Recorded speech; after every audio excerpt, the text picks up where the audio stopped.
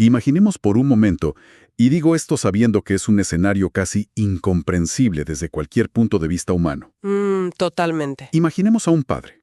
Un padre que ha esperado décadas, literalmente décadas enteras por el nacimiento de un hijo.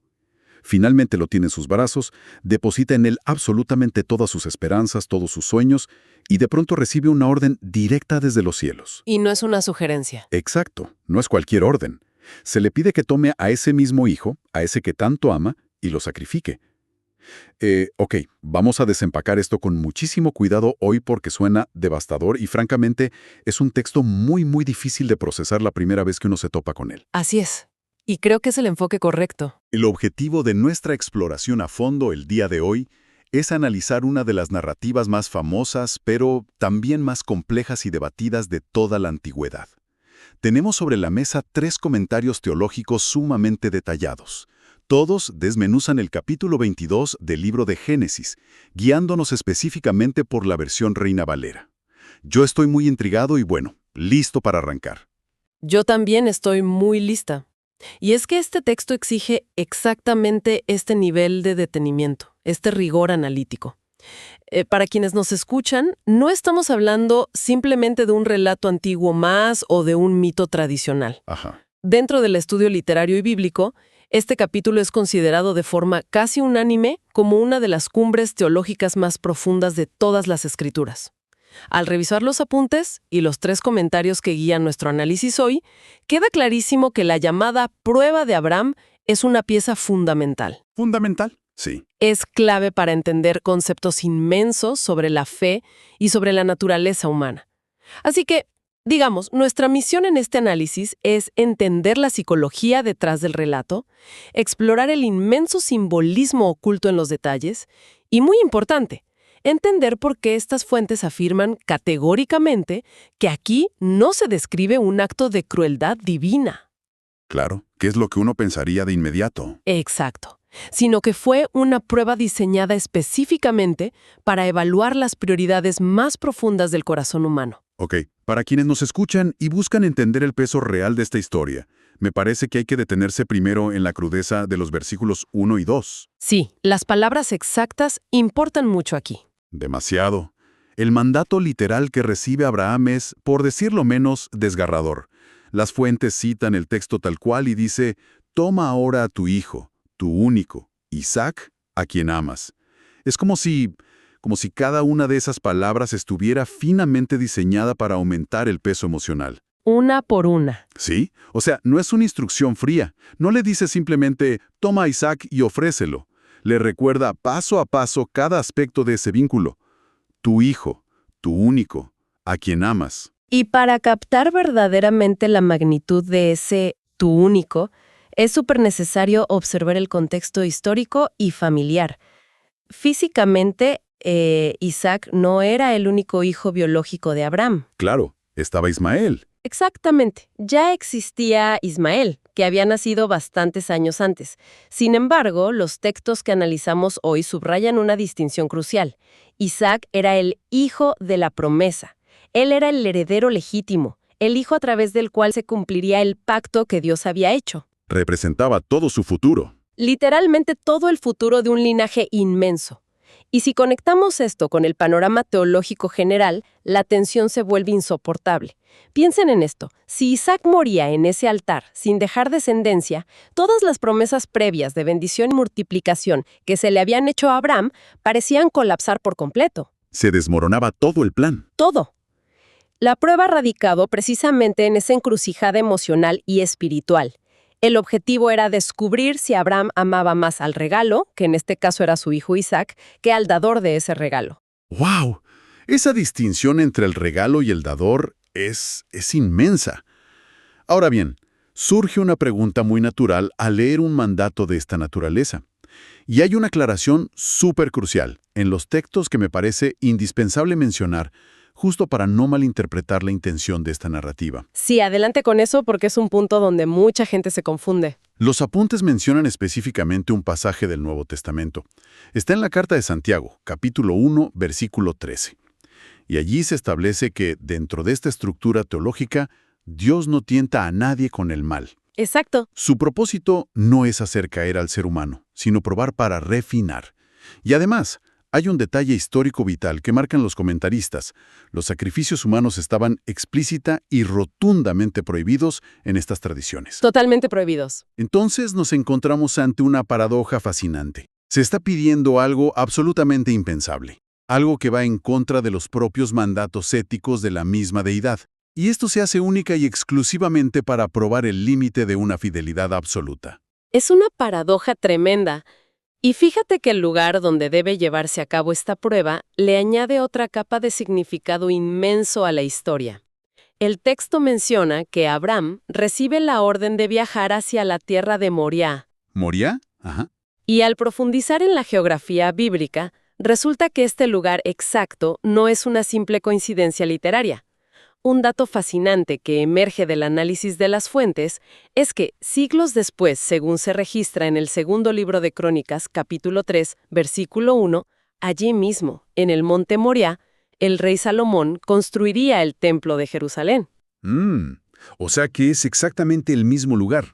Se convertiría, con el paso de los siglos, en el epicentro histórico de la adoración y los sacrificios de toda una nación entera. Ese nivel de conexión geográfica e histórica a través de los milenios es increíble. Es como si el relato estuviera plantando semillas que tardarían siglos en florecer. Así es. Pero volviendo al momento inmediato, a la respuesta humana ante este mandato incomprensible. La reacción de Abraham desafía la lógica natural. Uno esperaría una negociación feroz.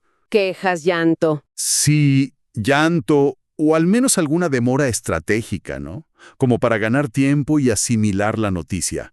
Pero no hay nada de eso. El texto describe que se levanta muy de mañana, prepara el asno, corta la leña con sus propias manos, toma a su hijo y simplemente emprende el viaje. La acción es completamente inmediata. Esa inmediatez es asombrosa. Pero ojo, no debemos confundirla con facilidad. El trayecto no fue un simple paseo de un par de horas por la tarde. Los comentarios teológicos que revisamos aportan un contexto vital sobre la resistencia psicológica que requirió esta obediencia. Fueron varios días, ¿verdad? Sí, el texto especifica que fueron 3 días de camino, 3 días enteros. Resulta casi abrumador imaginar el tormento silencioso de ese trayecto. 72 horas. 72 horas de lucha interna. De acampar por las noches, de caminar lado a lado con el hijo amado, sabiendo exactamente cuál era el propósito final del viaje.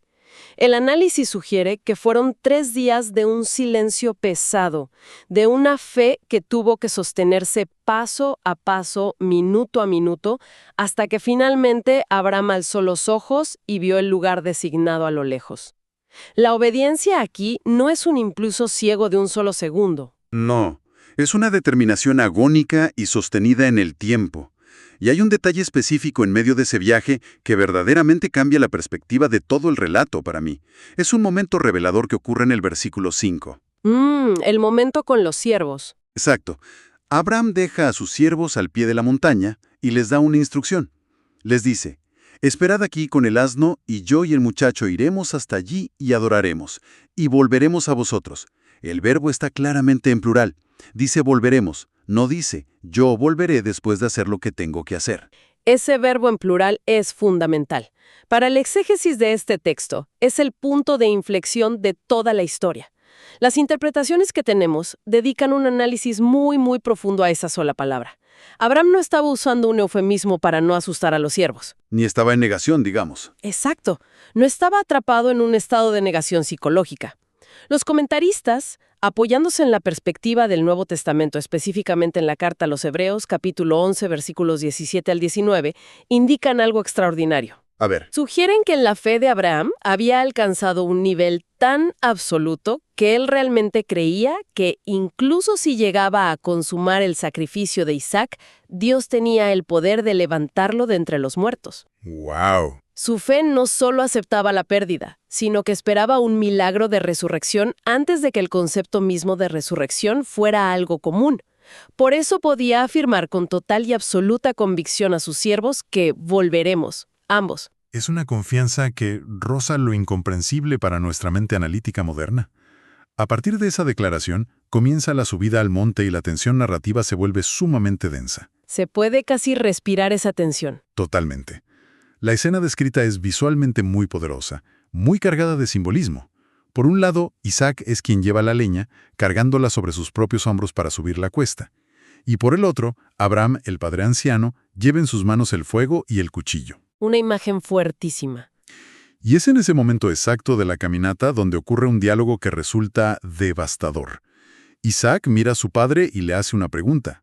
Y aquí vale la pena hacer una pequeña pausa para aclarar un término importante para nuestra audiencia. Sí, adelante. Isaac pregunta, «Padre mío, ¿dónde está el cordero para el holocausto?».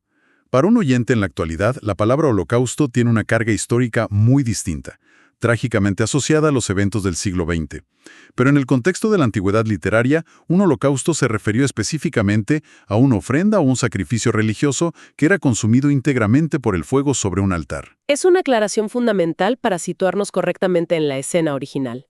Al entender lo que implicaba esa ofrenda consumida por el fuego, podemos imaginar el peso abrumador de la pregunta del joven sobre los hombros de su padre. Claro, el hijo viendo que falta lo esencial. Exacto. Isaac ve los elementos, analiza la situación con total inocencia y nota que falta lo más importante.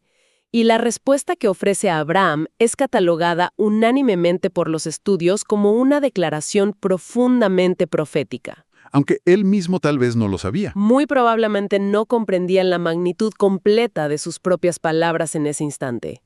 Abraham le responde con firmeza: «Dios se proveerá de cordero para el holocausto, hijo mío». Dios se proveerá. Qué frase tan cargada de significado. Y con esa afirmación en el aire, llegamos al clímax de la historia. Ya en la cima del monte Moriah, justo frente al lugar designado, la narrativa describe cómo Abraham edifica el altar con sus propias manos y acomoda la leña en orden. Y aquí llegamos a un punto clave de las fuentes. Sí, hay un detalle sumamente impactante que los estudiosos señalan aquí, y rompe por completo con la forma tradicional en la que muchas veces se ilustra o se imagina esta escena en la cultura popular.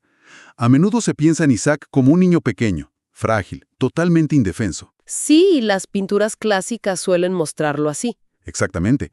Sin embargo, el análisis del contexto temporal indica que Isaac era ya un joven, alguien en pleno vigor físico. O sea, tenía la fuerza para defenderse. Totalmente. Podría haberse resistido con muchísima facilidad a un padre que ya superaba los 100 años de edad. Podría haber huido. Sin embargo, el texto no registra ninguna lucha. Isaac se sometió, permitió ser atado de pies y manos y fue colocado sobre el altar encima de la leña. Es un nivel de sumisión impresionante. Y entonces llega el momento cumbre. Abraham extiende su mano y levanta el cuchillo. Para quienes analizan la psicología de este texto, en el corazón y en la mente de Abraham, en esa fracción de segundo, el sacrificio ya era una realidad consumada. Él ya había cruzado la línea de la renuncia total. Efectivamente, la decisión interna ya se había ejecutado por completo, y es precisamente en esa fracción de segundo, con el cuchillo suspendido en el aire, que ocurre la esperada intervención. El alivio, por fin. Un alivio inmenso. El ángel de Jehová llama desde el cielo con un sentido de urgencia absoluto. Abraham, Abraham, no extiendas tu mano sobre el muchacho ni le hagas nada. La explicación que sigue a esa orden es la clave teológica para entender el propósito de todo este dramático evento. La voz celestial añade, porque ya conozco que temes a Dios, por cuanto no me rehusaste tu hijo, tu único. A ver, detengámonos un momento en esa frase, ya conozco que temes a Dios. Porque surge una pregunta lógica, al analizar la naturaleza de la deidad descrita en estos textos. Claro. Si se parte de la base doctrinal de que Dios es completamente omnisciente, que conoce los pensamientos y el futuro, ¿por qué necesitaba llegar hasta este extremo tan físico? ¿Acaso no conocía ya el corazón de Abraham antes de pedirle que subiera a la montaña 3 días atrás? Esa es precisamente la pregunta central de la teología de este pasaje. La respuesta que ofrecen los estudios es que, en efecto, un ser omnisciente ya conocía la disposición interna de Abraham. Ok. El término «ya conozco» en este contexto no significa que Dios acaba de adquirir una información nueva que ignoraba por completo. Más bien, significa que la prueba hizo evidente esa fe en el plano material. Demostró y sacó a la luz la realidad inquebrantable del corazón humano. Lo validó en la acción. Exacto, validándola no solo para el propio Abraham, quien descubrió de lo que él mismo era capaz en cuanto a confianza, sino dejándola registrada como un testimonio tangible para el resto de la historia. La fe interna se transformó en una obediencia externa y, sobre todo, comprobable. Es decir, la prueba no era para informar a los cielos, sino para revelar la autenticidad de esa fe en el mundo físico. Así es. Ok, pero volvamos a la escena. Isaac sigue atado en el altar, la tensión se ha roto, pero aún falta concluir el acto de adoración. Y aquí es donde la narrativa da un giro visual impresionante. Abraham levanta la vista y ve a sus espaldas un carnero, un animal que está atrapado por los cuernos, en un zarzal cercano. La provisión. Exacto. Abraham va, toma ese carnero y lo ofrece en sacrificio sobre el altar exactamente en el lugar de su hijo Isaac. A raíz de este evento, Abraham nombra a aquel lugar Jehová Jireh, que se traduce convencionalmente como el Señor proveerá. Y este momento introduce uno de los conceptos más profundos de todo el estudio literario y teológico de las Escrituras. Hablamos del concepto de la sustitución. Un ser completamente inocente muere en el altar ocupando el lugar del hijo. Un intercambio de vidas. Tal cual. Isaac queda libre de sus ataduras y de la muerte inminente únicamente porque ese carnero atrapado toma su lugar de forma literal. Para los analistas, este evento trasciende el simple final feliz de una prueba difícil. Lo que hace es establecer un patrón teológico monumental que resonaría de manera constante a lo largo de los siglos siguientes. Y esto nos lleva a una de las secciones más ricas y fascinantes de los comentarios que estamos explorando. Se plantea que todo este capítulo 22 del Génesis funciona como un tipo o una prefiguración directa de eventos futuros. Un término muy usado en la teología sistemática. Sí. Y para aterrizar esos términos, que a veces suenan muy académicos, básicamente se refieren a una especie de eco literario o arquitectónico. Es como si este relato antiguo fuera un espejo o un plano detallado que prefigura un evento mucho mayor que ocurriría miles de años después en la narrativa cristiana. Exacto. Es una estructura literaria donde la historia pasada sirve como molde para entender el futuro. El paralelismo histórico y simbólico que trazan los estudios entre el Monte Moría y el Nuevo Testamento es verdaderamente asombroso y constituye el núcleo de la interpretación cristiana de este texto. Vamos a explorar estos ecos literarios, porque la simetría es demasiado precisa para ignorarla. Siento que podemos rebotar estos puntos rápidamente porque son muy claros. Por un lado, vemos en el libro de Génesis a un padre terrenal que está dispuesto a ofrecer a su hijo amado, a su único hijo de la promesa. Lo cual sirve como un espejo perfecto de la tradición cristiana posterior, donde se presenta a Dios Padre ofreciendo a su propio Hijo unigénito por amor a la humanidad.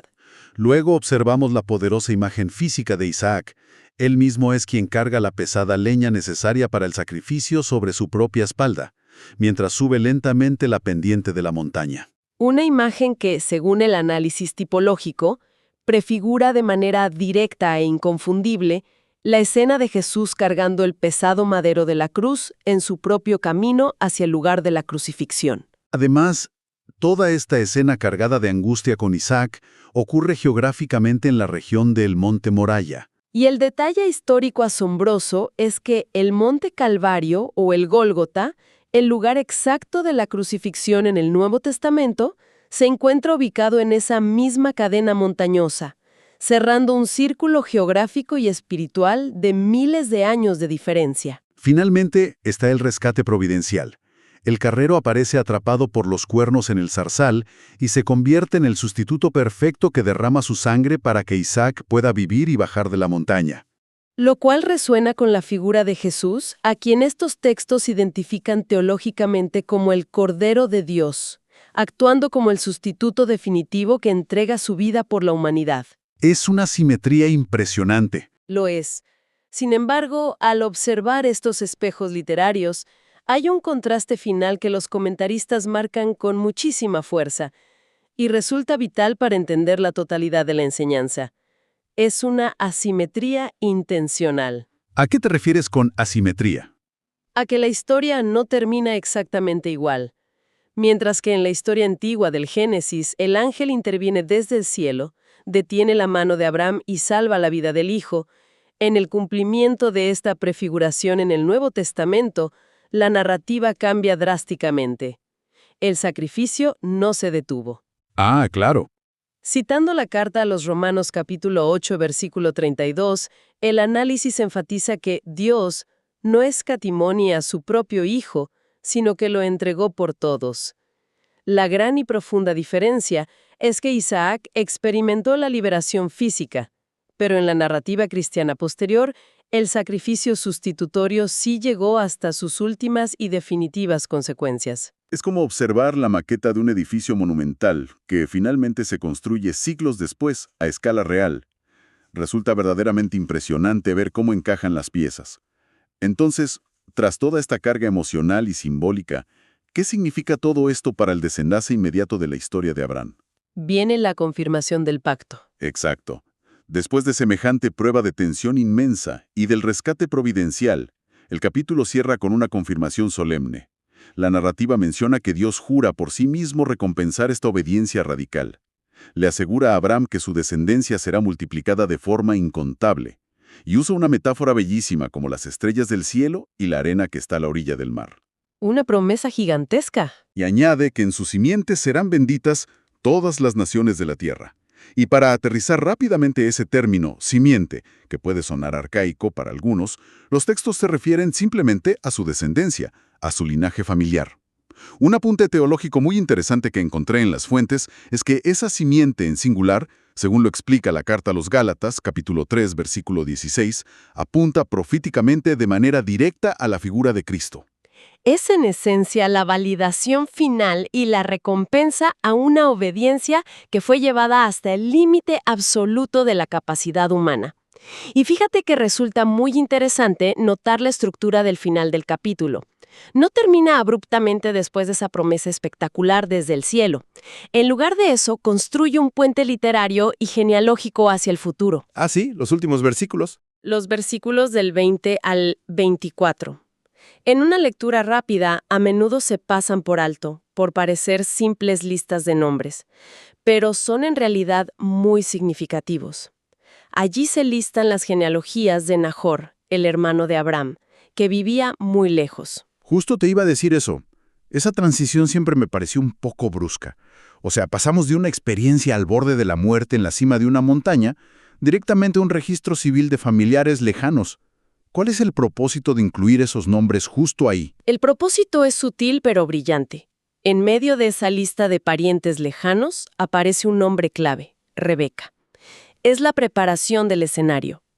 Después de un capítulo entero dedicado a la posible muerte y pérdida de Isaac, el texto termina girando la mirada hacia la vida. Claro, Rebeca será su esposa. Exactamente. Introduce sutilmente el nombre de la mujer que más tarde se convertirá en la esposa de Isaac. Es la confirmación literaria y práctica de que la crisis ha pasado, de que el futuro de Isaac está completamente asegurado y de que la gran promesa de descendencia ya ha comenzado a ponerse en marcha de manera terrenal. Un giro desde la sombra de la muerte hacia la promesa de nueva vida. Bellísimo. Entonces, reuniendo todos estos elementos complejos, las emociones, los simbolismos y la historia, para quienes se acercan a estudiar estos textos hoy en día, ¿cuál es el núcleo del asunto? Con toda esta información analizada, ¿cuál dirían los estudios que es el mensaje principal o la aplicación definitiva de esta antigua narrativa? Al sintetizar los 3 rigurosos comentarios teológicos que hemos examinado, el mensaje principal parece sostenerse con firmeza sobre 3 pilares fundamentales. A ver, ¿cuáles son? El primero es que la fe verdadera y profunda siempre será puesta a prueba en el crisol de la realidad. Y generalmente esa prueba golpeará en aquello que más se ama y se atesora, porque solo así se revelan cuáles son las prioridades absolutas y reales del corazón humano. Un golpe directo a las prioridades. Exacto. El segundo pilar es la certeza de que una obediencia sostenida, incluso cuando la mente finita no logra comprender en absoluto el propósito del mandato, es lo que finalmente abre las puertas a una bendición trascendente. Sí, la obediencia por encima de la lógica. Y el tercero es la gran y perdurable declaración de Jehová Jireh, la confianza de que existe una provisión divina que entregará el sustituto, la salida o la gracia necesaria exactamente en el momento correcto, Ni un solo minuto antes para no evitar el crecimiento de la prueba, ni un solo minuto después para no permitir la destrucción. ¡Wow! Es un resumen brillante para intentar abarcar la inmensa magnitud de estos textos. Resulta fascinante comprobar cómo una historia narrada en la antigüedad del Medio Oriente sigue ofreciendo, miles de años después, capas inmensas de significado sobre lo que implica la confianza absoluta, el dolor de la renuncia y la fe. Sigue resonando hoy en día. Definitivamente. Nos deja la profunda lección de que soltar aquello a lo que más nos aferramos desesperadamente puede ser, de forma paradójica, la única y verdadera forma de conservarlo para siempre. Absolutamente. Y antes de dar por concluida nuestra exploración de hoy, creo que la lectura de estos textos invita a reflexionar sobre una última semilla. Una idea que resulta sumamente provocativa para la mente moderna. Te escucho. A lo largo de los siglos, este pasaje de Génesis 22 ha sido conocido universal y tradicionalmente como la prueba de Abraham. Todo el peso narrativo y el enfoque emocional suelen centrarse en la angustia del padre. Sí, es lo natural. Pero al observar los detalles, existe un hecho monumental que ya mencionamos. Isaac era un joven vigoroso, con toda la fuerza vital para resistirse a lo que estaba sucediendo. Perfectamente pudo haber huido corriendo por la montaña, pudo haber luchado físicamente contra su padre anciano para salvar su propia vida. Pero el texto no registra ninguna de esas acciones. La implicación clara es que decidió someterse voluntariamente y dejarse atar sobre la leña en aquel altar. Claro. Ese detalle le da la vuelta por completo a todo lo que solemos asumir sobre la dinámica de esta historia. Lo hace por completo, y esto plantea una interrogante fascinante para la reflexión personal. ¿Qué pasaría si observamos este antiguo relato no solamente como la prueba de Abraham, sino que comenzamos a leerlo también como la prueba de Isaac? Qué interesante enfoque. Esto nos deja frente a una pregunta profunda sobre el relevo generacional de las convicciones más íntimas. ¿Qué nivel de congruencia, de educación en el hogar y de relación profunda requiere la siguiente generación para estar dispuesta a rendirse de manera voluntaria y total a la fe, los valores y los principios de sus padres? Es una barbaridad de pregunta. Al final del día, no fue únicamente la fe inquebrantable de Abraham la que triunfó en la soledad del Monte Moria. Fue, con igual fuerza, la fe silenciosa de Isaac. Un joven que confió en el Dios de su padre lo suficiente como para estar dispuesto a entregar su propio futuro. Una pregunta verdaderamente inmensa para llevarse a la reflexión. ¿Qué nivel de ejemplo se requiere para que una generación confíe y se entregue de esa manera? Con ese pensamiento provocativo resonando, damos por finalizado nuestro análisis detallado de hoy. Confiamos en que esta exploración a fondo en los textos originales y sus comentarios haya logrado iluminar rincones poco explorados de una historia milenaria. Ha sido un recorrido muy intenso a través del dolor, la fe y la provisión. Agradecemos la atención prestada a este estudio. Hasta la próxima inmersión en los textos.